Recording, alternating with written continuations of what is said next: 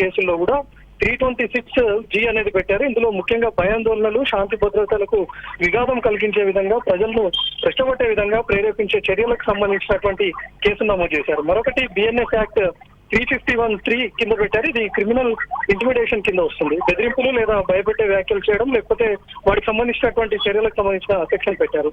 మరొకటి BNS 353(1)B పెట్టారు. ఇది ప్రజల్లో విద్వేషం, అల్లర్లు లేకపోతే శాంతి భద్రతల సమస్యలు తలెత్తే విధంగా ప్రకటనలు చేయడం, లేకపోతే పుకార్లు ప్రజలు రెచ్చగొట్టే విధంగా ప్రేరేపించడం అనేటటువంటి సెక్షన్ పెట్టారు. మరొక సెక్షన్ కూడా ఉంది ఇందులో కీలకంగా BNS 61(2)A కింద నమోదు చేశారు. ఇది సామూహిక నేరాల కుట్ర విధంగా ఉంది. అదేవిధంగా ఆరోపణలకు వర్తించేటటువంటి కేసు ఉంది. మరొకటి PDPP యాక్ట్ కింద పెట్టారు. సెక్షన్ 4 ప్రభుత్వ ఆస్తులను ధ్వంసం చేయడం, అదేవిధంగా నష్టం కలిగించడం వంటి చర్యలు పెట్టారు.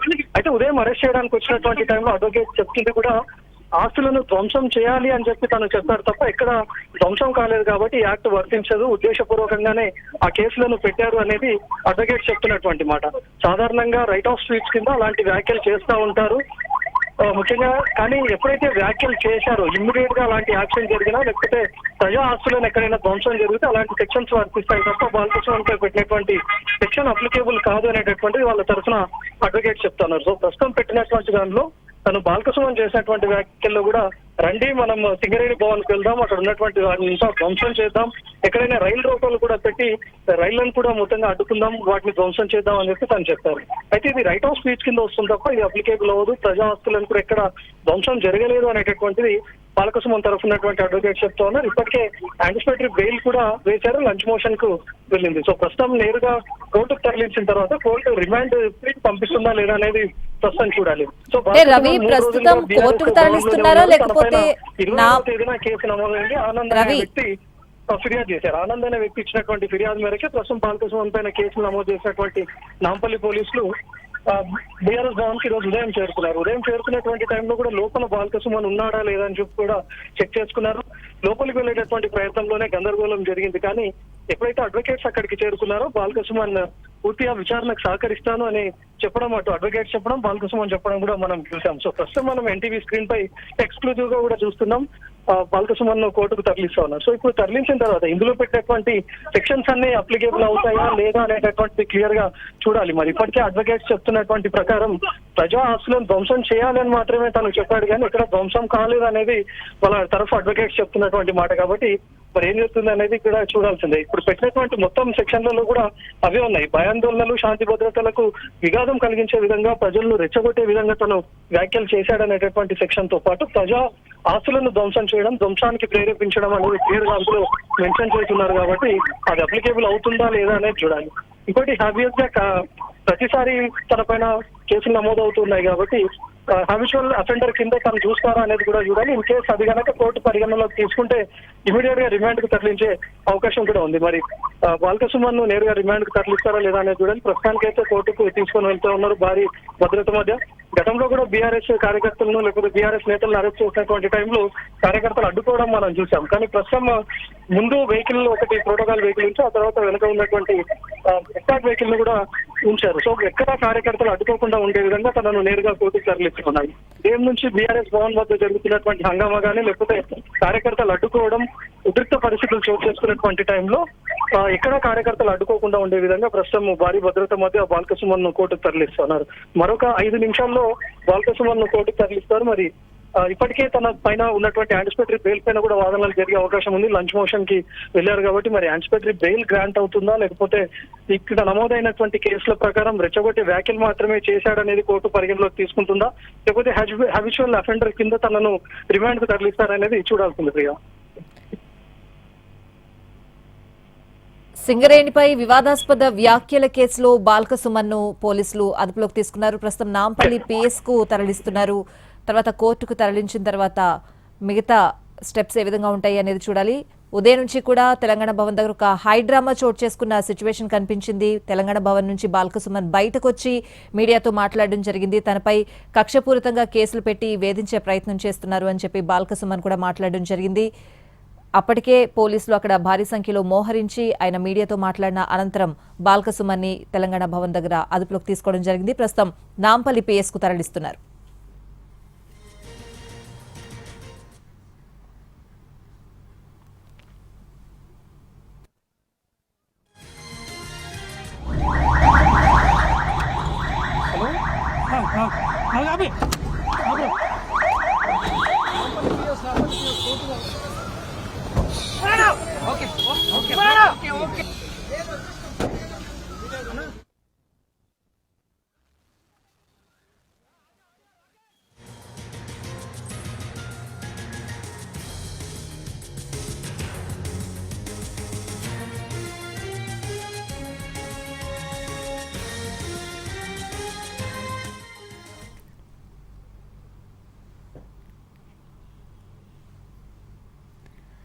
తెలంగాణ భవన్ దగ్గర బాల్క సుమన్ను పోలీసులు అదుపులోకి తీసుకున్నారు. నాంపల్లి పిఎస్ లో ఆయనపై కేసు నమోదైంది. ప్రస్తుతం ఆయన్ని నాంపల్లి పిఎస్ కి తరలించారు. అక్కడి నుంచి మా ప్రతినిధి రాధాకృష్ణ లైవ్ లో సిద్ధంగా ఉన్నారు. పూర్తి అప్డేట్స్ అడిగి తెలుసుకుందాం. రాధాకృష్ణ.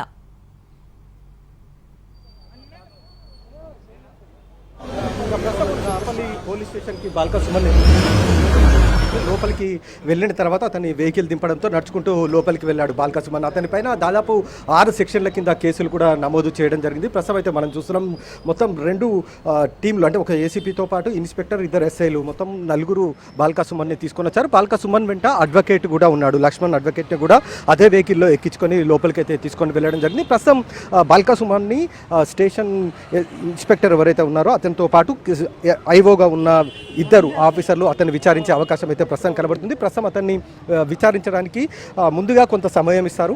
సమయం ఇచ్చిన తర్వాత మధ్యాహ్నం 2 గంటల తర్వాత అతన్ని విచారించే అవకాశం అయితే కనబడుతుంది. ఎందుకంటే తీసుకురాగానే ప్రస్తుతం అతన్ని ఒక రూమ్లో ఉంచి అతన్ని కొద్దిసేపు అతన్ని వదిలేస్తారు.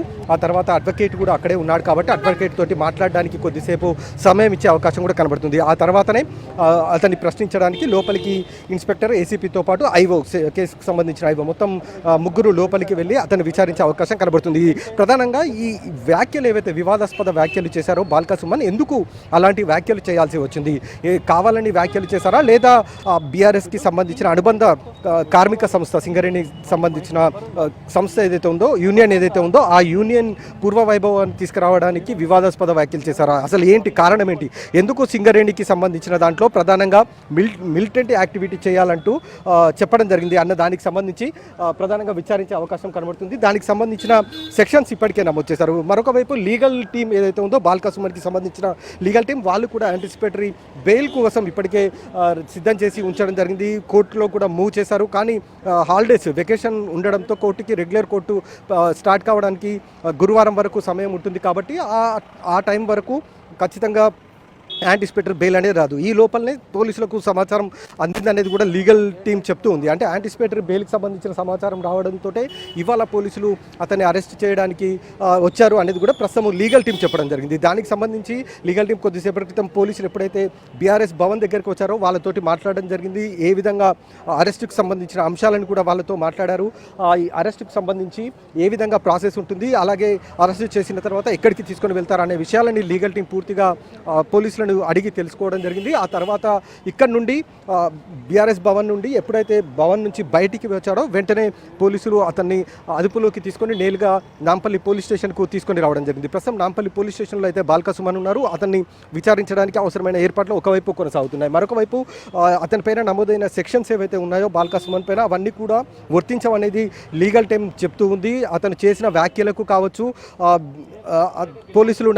నాంపల్లి పోలీసులు నమోదు చేసిన ఎఫ్ఐఆర్లు నమోదు చేసిన సెక్షన్స్ కావచ్చు, ఇవేవి కూడా వర్తించవంటూ కూడా వాళ్ళు చెప్తూ ఉన్నారు. దీనికి సంబంధించి ప్రస్తుతం ఒకవైపు అయితే లీగల్ టీం ఒకవైపు ప్రశ్నించే పరిస్థితి, వాళ్ళతో విచారించే పరిస్థితి మనకు కనబడుతుంది. మరొక వైపు ఈ కేసుకు సంబంధించిన దాంట్లో ప్రస్తుతం బాల్క సుమన్ లోపల ఉన్నారు. ఈ కేసుకు సంబంధించి అంటే ప్రస్తుతం నాంపల్లి పోలీస్ స్టేషన్ దగ్గర ఏం జరుగుతుంది, ఎలాంటి విచారణ జరగబోతుంది, మరింత సమాచారాన్ని మన ప్రతినిధి రవి అందిస్తారు.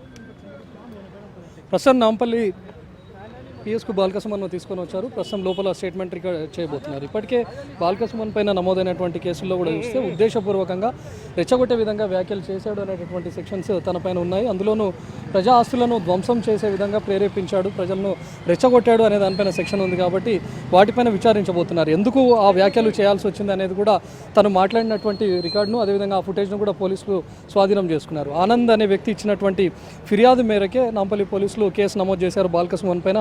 సో ప్రస్తుతం కొన్ని సెక్షన్స్ను కూడా తన పైన యాడ్ చేశారు. ముఖ్యంగా ప్రజా ఆస్తులను ధ్వంసం చేసే విధంగా రెచ్చగొట్టేటటువంటి వ్యాఖ్యలు చేశాడు, అదేవిధంగా తను ప్రేరేపించే విధంగా వ్యాఖ్యలు ఉన్నాయనే దానిపైన కేసులు నమోదు చేశారు. కాబట్టి దానిపైన తను మాట్లాడినటువంటి ఫుటేజ్ని అంతా కూడా బాల్క సుమన్ ముందు ఉంచి వాటన్నిటిని కూడా తన దగ్గర నుంచి స్టేట్మెంట్ రికార్డ్ చేయబోతున్నారు. స్టేట్మెంట్ రికార్డ్ చేసిన తర్వాత నేరుగా కోర్టుకు తీసుకొని వెళ్ళే అవకాశం కూడా ఉంది. అయితే ఎప్పుడైతే ఆనంద్ అనేటటువంటి వ్యక్తి ఇచ్చినటువంటి ఫిర్యాదు మేరకు ఆ ఫుటేజ్ను కూడా దాంతోపాటు జత చేశారు. కాబట్టి అందులో నమోదు చేసినటువంటి సెక్షన్స్ కూడా చూస్తే 326, అదేవిధంగా 351, 353, 61, 1984 సెక్షన్ 4 కింద ఉన్నాయి. ఈ సెక్షన్స్ అన్నింటినీ కూడా తనపైన ప్రస్తుతం పెట్టారు. సో ఉదయం నుంచి హైడ్రామా నెలకొంది. అటు బాల్క సుమన్ను అరెస్ట్ చేయడానికి తెలంగాణ భవన్కు పోలీసులు వచ్చినటువంటి టైంలో కూడా ముందుగా సరౌండింగ్స్లోనే ఉన్నారు. బాల్క సుమన్ లోపల ఉన్నాడా లేదా బీఆర్ఎస్ భవన్లో అనేటటువంటి విషయాన్ని పోలీసులు సేకరించారు. ఎప్పుడైతే బాల్క సుమన్ లోపల ఉన్నాడు అనేది గ్రహించారో ఇమీడియట్గా లోపలికి వెళ్లేందుకు ప్రయత్నించారు. లోపలికి వెళ్తున్నటువంటి పోలీసులను కూడా కార్యకర్తలు అడ్డుకోవడం, పోలీస్ గో బ్యాక్ అంటూ నినాదాలు చేయడం, కార్యకర్తలంతా ఒక్కసారిగా గేట్ బయటకు వచ్చి ఆందోళన చేశారు. గేట్ బైఠాయించారు. పోలీసులను అడ్డుకోవడానికి కూడా ప్రయత్నించారు. ఆ టైంలో ఈవెన్ ఏసీపీ ప్రవీణ్ కూడా వచ్చి తను చెప్పారు, విచారణ నిమిత్తం మాత్రమే వచ్చాము, తనపైన నమోదైనటువంటి కేసులు ఉన్నాయి, దానిపైన విచారణ కోసం వచ్చామని చెప్పి లోపలికి వెళ్ళే ప్రయత్నం చేశారు. కానీ ఆ కొద్దిసేపటికి బాల్క సుమన్ నేరుగా బయటకు వచ్చారు. మీడియాతో మాట్లాడిన తర్వాత గేట్ బయటకు వచ్చిన తర్వాత పోలీసులు తనను అదుపులోకి తీసుకున్నారు. బీఆర్ఎస్ భవన్ నుంచి బాల్క సుమన్ను నాంపల్లి పిఎస్కు తీసుకొని వస్తున్నటువంటి టైంలో కూడా కాస్త ఉద్రిక్త పరిస్థితులు చోటు చేసుకున్నాయి. ఆ వెహికల్ను బాల్క సుమన్ ఎక్కించినటువంటి పోలీస్ వెహికల్ను కార్యకర్తలు అడ్డుకోవడం, కారు పైకి ఎక్కేటందుకు కూడా ప్రయత్నించారు. వాళ్ళందరినీ చెదరగొట్టిన తర్వాత నేరుగా నాంపల్లి పోలీస్ స్టేషన్కు తీసుకొచ్చారు. ప్రస్తుతం బాల్క సుమన్ ఏదైతే ఉద్దేశపూర్వకంగా తను చేసినటువంటి వ్యాఖ్యలు ఉన్నాయో వాటన్నిటిని కూడా ఆ ఫుటేజ్ అంతా బాల్క సుమన్ ముందు ఉంచి తనను దగ్గర నుంచి స్టేట్మెంట్ రికార్డ్ చేసే అవకాశం ఉంది. తను ప్రజాస్తులను ధ్వంసం చేయాలి అనేటటువంటి విధంగా మాట్లాడాడు. ముందుగా సింగరేణి భవన్కు అందరూ తరలి రండి, మీరు అక్కడ మనం వాటిని ధ్వంసం చేద్దాము అనేటటువంటి విధంగా మాట్లాడాడు. అదేవిధంగా రైలు రోకలను నిర్వహిద్దాం, రైళ్లను కూడా ధ్వంసం చేద్దాం అని చెప్పి తను ఇచ్చినటువంటి స్పీచ్ ఉంది. ఆ ఫుటేజ్ను కూడా పోలీసులు ఇప్పటికే సేకరించారు. దాన్ని బాల్క సుమన్ ముందుంచి తను ఎందుకు ఈ విధంగా మాట్లాడాల్సి వచ్చింది, ఎందుకు రెచ్చగొట్టే విధంగా వ్యాఖ్యలు చేశాడు అనే దానిపైన స్టేట్మెంట్ రికార్డ్ చేయనున్నారు. అయితే ఉదయం ఎప్పుడైతే బాల్క సుమన్ను అరెస్ట్ చేస్తారో అనే విషయం తెలుసుకున్నారో తన తరఫు అడ్వకేట్స్ కూడా బీఆర్ఎస్ భవన్కు చేరుకున్నారు. పోలీసులతో వాళ్ళు కూడా మాట్లాడే ప్రయత్నం చేశారు. తప్పుడు సెక్షన్లను పెట్టారు, అక్రమంగా సెక్షన్లను నమోదు చేశారు. ప్రజాస్తులను ధ్వంసం చేయాలి అనే విధంగా తను చేసినటువంటి వ్యాఖ్యలు ఓకే, కానీ ఎక్కడ ధ్వంసం కాలేదు. ఇన్ కేస్ ధ్వంసం అయితే ఎలాంటి సెక్షన్లు అయితే పెడతారో వాటిని అందులో పెట్టారు. ముఖ్యంగా 1984 సెక్షన్ 4 కింద ఏదైతే పెట్టారో prevention of damage to public property act అనేది అయితే ఉందో అది ధ్వంసం కాలేదు, రైట్ ఆఫ్ స్పీచ్ కింద వస్తుంది. తను ఉద్దేశపూర్వకంగా అలాంటి వ్యాఖ్యలు చేసినా కూడా ఇమ్మీడియట్గా ప్రజాస్తులు ఏవైనా ధ్వంసం అయి ఉంటే దాని కింద సెక్షన్ నమోదు అవుతుంది తప్ప ఇది అప్లికేబుల్ కాదు అనేటటువంటి విషయాన్ని అడ్వకేట్స్ చెప్తా ఉన్నారు. సో కానీ ఇప్పటికే తనపైన నమోదైనటువంటి సెక్షన్ల ప్రకారం చూస్తే తను ప్రజాస్తులను ధ్వంసం చేయాలి అని తను రెచ్చగొట్టే విధంగా వ్యాఖ్యలు చేశాడు. ప్రేరేపితంగా తన వ్యాఖ్యలు ఉన్నాయి. ప్రజల్లో విద్వేషం, అల్లర్లు, శాంతి భద్రతలను సమస్యలు తలెత్తే విధంగా తను మాట్లాడాడు అనే దానిపైన సెక్షన్స్ నమోదు చేశారు. కాబట్టి వాటన్నిటిపైన తన స్టేట్మెంట్ను రికార్డ్ చేశారు. రికార్డ్ చేసిన తర్వాత మరి నేరుగా కోర్టుకు తీసుకొని వెళ్ళి